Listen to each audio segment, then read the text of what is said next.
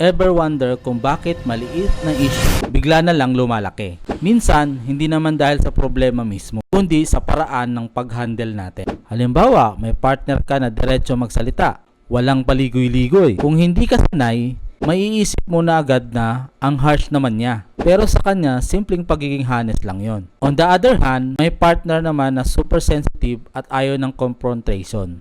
Kapag pinilit mo siyang sumagot agad, mas lalo siyang nagsha-shutdown. Hindi natin naiintindihan yung style ng partner natin, ang dali ma-open at ang dali rin magkamali sa response. Pero once na alam mo kung saan siya nanggagaling, mas mabilis ang lambing, mas mabilis ang ayos ng away. Imagine a relationship na mas konti ang tampuhan. Kasi marunong kayo mag-adjust sa isa't isa. Yun yung goal. Sa next video, ipapakita ko kung paano mo makikilala ang style ng partner mo step by step. Kaya make sure na nakafollow ka para hindi ka maiwanan.